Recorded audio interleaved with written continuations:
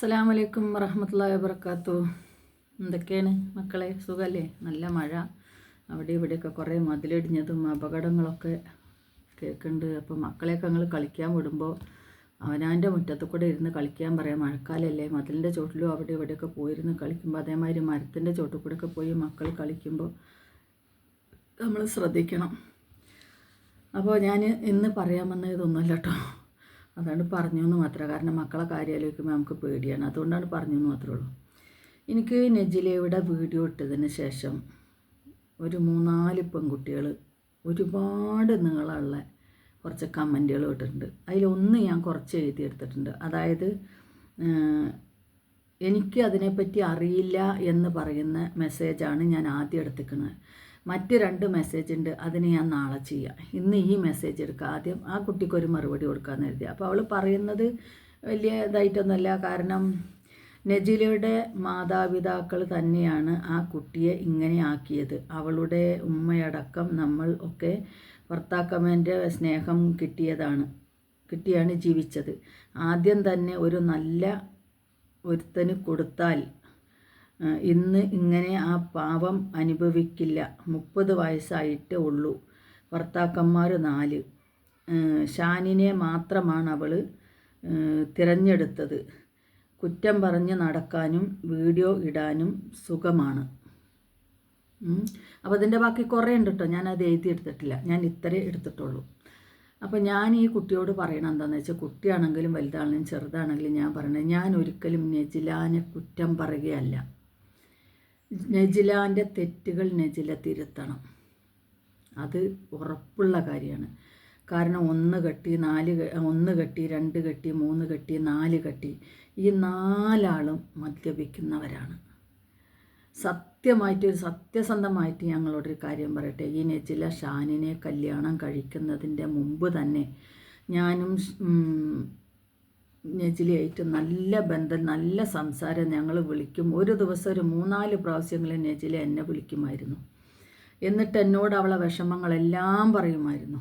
ഞാൻ അതിനെല്ലാം അവളെ ആശ്വസിപ്പിക്കാൻ മാത്രമേ ശ്രമിച്ചിട്ടുള്ളൂ, നല്ല കാര്യങ്ങൾ മാത്രമേ അവൾക്ക് പറഞ്ഞു കൊടുത്തിട്ടുള്ളൂ. ഇപ്പോൾ നെജിലയുടെ മസ്റൂറ മോള് കെട്ടിത്തൂക്കി എന്ന് പറയുന്നുണ്ടല്ലോ, ഈ പറച്ചിലൊക്കെ വരുന്നത് എങ്ങനെയാണെന്ന് വെച്ചിട്ടുണ്ടെങ്കിൽ, നെജില ചെയ്യേണ്ട സമയത്ത് പലതും ചെയ്യുന്നില്ല, ചെയ്യാൻ പാടില്ലാത്ത സമയത്ത് പലതും ചെയ്യണം. ഇനി ഇതെല്ലാം ചെയ്യുന്നുണ്ടെങ്കിലും ഇതെല്ലാം കൊണ്ടുവന്ന് സോഷ്യൽ മീഡിയയിലിടുമ്പോൾ പല ജനങ്ങളും കാണുന്നു. ഈ ജനങ്ങളെല്ലാം ഒരേമാതിരി പ്രതികരിക്കണം എന്ന് നമുക്ക് പറയാൻ പറ്റില്ല. നെജിലാൻ്റെ ജീവിതത്തിൽ എനിക്ക് കമൻറ്റ് വിട്ട കുട്ടിയോട് എനിക്ക് ചോദിക്കാനുള്ളത്, ഒരു വിവാഹം കഴിഞ്ഞു, മാതാപിതാക്കൾ നമ്മളെ പറ്റിച്ചതാണെങ്കിൽ ശരി, ഓക്കെ.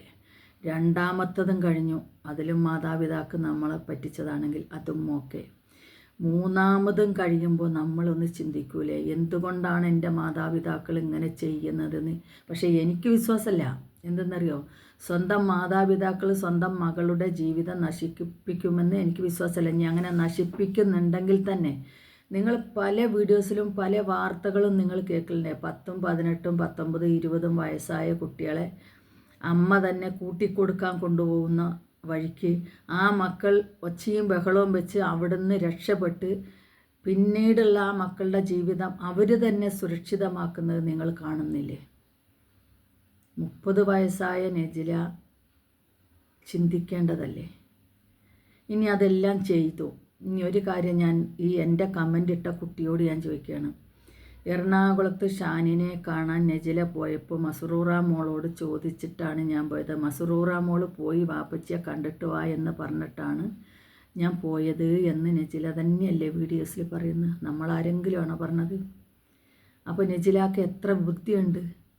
10 വയസ്സുള്ള ഒരു കുട്ടിയാണോ അന്യൊരു പുരുഷൻ്റെ അടുത്തേക്ക് പറഞ്ഞു വിടാൻ സമ്മതം കൊടുക്കേണ്ടത്?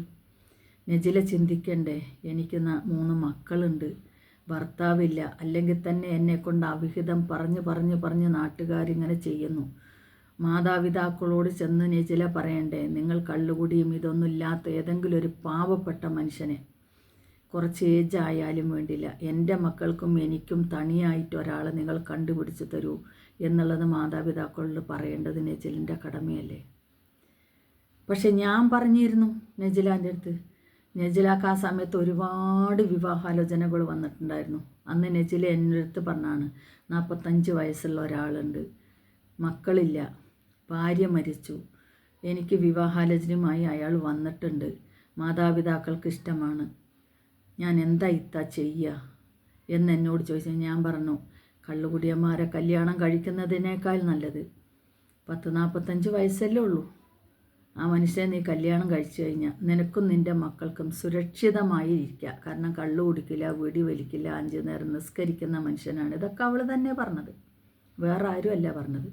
നിങ്ങൾക്ക് ആർക്കെങ്കിലും സംശയമുണ്ടെങ്കിൽ നിങ്ങൾ തന്നെ, നെജിലാൻ്റെ നമ്പർ പബ്ലിക്കല്ലേ, ആ നെജിലാനെ വിളിച്ചൊന്ന് അന്വേഷിച്ച് നോക്കിയും ഖദീജ ഇത്താനോട് അവരുടെ ഭർത്താവിനോടൊന്ന് സംസാരിച്ചിട്ട് നിൻ്റെ ഏതെങ്കിലും വേണ്ടാത്തൊരു കാര്യത്തിന് അവരുടെ മൗനസമ്മതമെങ്കിലും ഉണ്ടായിട്ടുണ്ടോ എന്ന് നിങ്ങൾ ചോദിച്ചു നോക്കി. എല്ലാത്തിനെയും ഞാൻ എതിർത്തിട്ടേ ഉള്ളൂ. ഷാനിൻ്റെ കാര്യത്തിൽ ഞാൻ ഒരുപാട് എതിർത്തിട്ടുണ്ട്. അതെന്തുകൊണ്ടാണ്? ഷാനിനെ ഇഷ്ടപ്പെടാത്തത് കൊണ്ടല്ല, ഷാനിൻ്റെ മദ്യപാനത്തെ ഇഷ്ടപ്പെടാത്തത് കൊണ്ടാണ്. കല്യാണം കഴിയുന്നതിൻ്റെ മുമ്പ് തന്നെ അതൊന്നും ഇനി പറഞ്ഞിട്ട് കാര്യമില്ല, കാരണം എല്ലാം സംഭവിച്ചു പോയി, ഇപ്പോൾ ഗർഭിണിയായി. ഇനി അതിനെക്കുറിച്ച് ലാസ്റ്റ് ഒരു വാക്കും കൂടി ഞാൻ പറയാം. ഇത് നിങ്ങൾ നെജിലാനോട് ചോദിച്ചു നോക്കി. നെജില, നീ ഒരു വിവാഹം ഇനി കഴിക്കുകയാണെങ്കിൽ, മക്കളുള്ളവരെ നീ കഴിക്കുന്നതെങ്കിൽ നീ ആദ്യം പോയിട്ട് നിൻ്റെ പ്രസവം നിർത്ത്. കാരണം അല്ലെങ്കിലേ മനുഷ്യന്മാരെല്ലാം പറയണു 4ാമത്തതും നീ കെട്ടി വാവോ നോക്കാൻ ആളില്ല എന്ന് പറഞ്ഞിട്ട് സോഷ്യൽ മീഡിയയിൽ വന്നിട്ടുണ്ടെന്ന് പറയുന്നുണ്ട്. അപ്പോൾ ഈ ഒരു അപമാനം നീ സഹിക്കണ്ട. ഉള്ള മക്കളെ നിനക്ക് സുരക്ഷിതമായിട്ട് നോക്കിക്കൊണ്ടുപോവാ. ഇനി കല്യാണം കഴിച്ചവൻ ശരിയല്ലെങ്കിൽ അവനെ അങ്ങോട്ട് ഒഴിവാക്കി വിട്ടാലും നിനക്ക് നിൻ്റെ ജോലി നോക്കി സന്തോഷത്തോടെ ജീവിക്കാം. നീ ആദ്യം പോയി അത് നിർത്തിയിട്ട് ഒരാഴ്ചയൊക്കെ റെസ്റ്റ് എടുത്താൽ മതി. നമ്മൾക്ക് ഇവിടെയൊക്കെ ഇപ്പോൾ പെണ്ണുങ്ങൾ പോകുന്നത് ചെയ്യുന്നതൊക്കെ ഇപ്പോൾ ഞാൻ കാണുന്നുണ്ട്. കാരണം ഒരാഴ്ച 2 ആഴ്ചയൊക്കെ റെസ്റ്റ് എടുത്ത് കഴിഞ്ഞിട്ടുണ്ടെങ്കിൽ സുഖമായിട്ട് അവർ വീണ്ടും അവരുടെ പഴയ ജോലിയിലേക്ക് തിരിയുന്നുണ്ട്. ഇങ്ങനെ ഒരവസ്ഥ നെജിലക്ക് വരുമായിരുന്നോ? അപ്പോൾ എനിക്ക് കമൻ്റ് ഇട്ട കുട്ടിയോട് പറയാണ്, പലതും നമ്മൾ ചിന്തിക്കണം. ഭർത്താക്കന്മാരില്ലാതെ ഒരുപാട് മക്കൾ വളർന്നു വരുന്നുണ്ട്. മാതാപിതാക്കൾ കഷ്ടപ്പെട്ട് മറ്റുള്ളവൻ്റെ ചട്ടിയും പാത്രം കഴിയുന്ന ഒരുപാട് ആൾക്കാർ ജീവിച്ചു വരുന്നുണ്ട്. എന്തുകൊണ്ട് നെജില മാത്രം ഇത്ര സോഷ്യൽ മീഡിയയിൽ എല്ലാവരും ഇട്ട് കടിച്ചു കയറുന്നത്? എനിക്ക് നെജിലാനോട് ഒരു ഇതുമില്ല. നമ്മൾ പറഞ്ഞു കൊടുക്കുന്ന നല്ല കാര്യമാണെങ്കിൽ അതനുസരിക്കണം. അതാര് തന്നെ ആയാലും, ഒരു 5 വയസ്സായ കുട്ടിയാണെങ്കിലും നമ്മളിലില്ല തെറ്റ് ചൂണ്ടിക്കാണിച്ച് നമ്മളോട് പറഞ്ഞു തരുമ്പോൾ ഇനി വേറൊന്നും അനുസരിച്ചില്ലെങ്കിലും ആ കുട്ടികളോട് തിരിച്ച് ചാടിക്കടിക്കാൻ പോകരുത്. അപ്പോൾ ഈ വീഡിയോ വെളിയിൽ വന്നാൽ എന്തെങ്കിലും പറയും, ഞാൻ നെജിലാക്ക് എതിരല്ല, നെജിലാനെ പരിധി വിട്ട് വേദനിപ്പിച്ച് ഞാനൊരു വീഡിയോസും ചെയ്യാറില്ല, ഇനി ചെയ്യാനും ഉദ്ദേശിച്ചിട്ടില്ല. ഇത് എനിക്ക് കമൻറ്റിലൂടെ ഇട്ട കുട്ടി മനസ്സിലാക്കാൻ വേണ്ടിയിട്ടാണ് ഞാൻ പറയുന്നത്. ഉമ്മാനെ തല്ലിയാലും രണ്ട് ഭാഗം ഉണ്ടാവും. ചിലർ ചോദിക്കും, എന്താടാ എൻ്റെ പെറ്റ തള്ളയല്ലേ, എന്തിനാടാ നീ തല്ലിയതെന്ന് ചോദിക്കും. മറ്റുള്ളവർ ചിലപ്പോൾ ചോദിക്കും, എടാ നിൻ്റെ ഉമ്മാക്ക് അത് കൊടുത്തത് പോരാ, 2 എണ്ണം കൂടി കൊടുക്കാതിരുന്നില്ലേന്ന് ചോദിക്കും. അങ്ങനത്തെ നാടാണ്. അപ്പോൾ നമ്മൾ നാടിനെ കുറ്റം പറഞ്ഞിട്ടില്ല, അങ്ങനത്തെ ജനങ്ങളാണ്. അപ്പോൾ നമ്മൾ അതിനനുസരിച്ച് നമ്മളും പോകണം. വേണ്ടതും വേണ്ടാത്തതും എല്ലാം സോഷ്യൽ മീഡിയയിൽ കൊടുന്നിടുമ്പോൾ നമ്മളും ചിന്തിക്കണം. ഇത് നാളെ നമുക്ക് ഭാര്യയായിട്ട് വരുന്ന നമ്മൾ ചിന്തിക്കണം. അത് ചിന്തിക്കാനുള്ള പ്രായമൊക്കെ നെജിലക്കായല്ലോ. 32 വയസ്സായാലും 30 വയസ്സുകാരന് എൻ്റെ അടുത്ത് ഞാൻ പരിചയപ്പെടുമ്പോൾ 30ആണ്. 2 കൊല്ലം കഴിഞ്ഞു. 32 വയസ്സായി നെജിലാക്ക്. ചിന്തിക്കാനുള്ള ബുദ്ധിയായില്ലേ? നിങ്ങളോട് ഞാനൊരു കഥ പറഞ്ഞിട്ടില്ലേ? 18 വയസ്സിൽ ഭർത്താവ് മരിച്ച് കുട്ടികളായിട്ട് എൻ്റെ കുടുംബത്തിൽ ജീവിക്കുന്നുണ്ട്. നിങ്ങൾക്ക് ആർക്കെങ്കിലും സംശയം ഉണ്ടെങ്കിൽ വന്നാൽ ഞാൻ കാണിച്ചു തരാം. 18 വയസ്സിൽ ഭർത്താവ് മരിച്ചതാണ്. ആ കുട്ടിക്ക് 23 വയസ്സായി. അന്ന് മുതൽ ഇന്ന് വരെയും വിവാഹം കഴിക്കാതെ ആ കുഞ്ഞിന് വേണ്ടി ജീവിച്ച് ഇന്നും എനിക്ക് വിവാഹം വേണ്ട, എനിക്ക് എൻ്റെ മക്കളെ വളർത്തിയെടുത്താൽ മതി എന്ന് പറഞ്ഞ് ജീവിക്കുന്ന പെൺകുട്ടികളുണ്ട്, എൻ്റെ കുടുംബത്തിലുണ്ട്. അപ്പോൾ നമ്മളിതെല്ലാം പറയണ കുറ്റം പറയണല്ല, അത് മനസ്സിലാക്കാൻ വേണ്ടിയാണ് പറയുന്നത്. ഞാൻ ഒരാളെ മാതിരി ചാടിക്കടിച്ച് ഞാൻ പറയുന്നില്ല, സമാധാനത്തിലാണ് ഞാൻ പറയുന്നത്. എൻ്റെ വീഡിയോ കാണുന്നതിന് ചില പൊന്നുമോളെ, ഇനിയെങ്കിലും ഈ പറയുന്ന മാതിരിയുള്ള വേണ്ടതും വേണ്ടാത്തതൊന്നും ഈ സോഷ്യൽ മീഡിയയിൽ കൊണ്ടുവന്ന് ഇടല്ലേ. പലവരും പല രൂപത്തിലാണ് നിന്നെ പറയുന്നത്. എനിക്ക് ഇത്രേ പറയാനുള്ളൂ. എനിക്ക് വന്ന കമൻറ്റിലുള്ള മറുപടിയാണ് കൊടുത്തത്. മനസ്സിലായി കാണുമെന്ന് വിചാരിക്കുന്നു. അസ്സലാമു അലൈക്കും വറഹ്മത്തുള്ളാഹി വബറകാതുഹു. വീണ്ടും കാണാം അടുത്ത വീഡിയോസിൽ.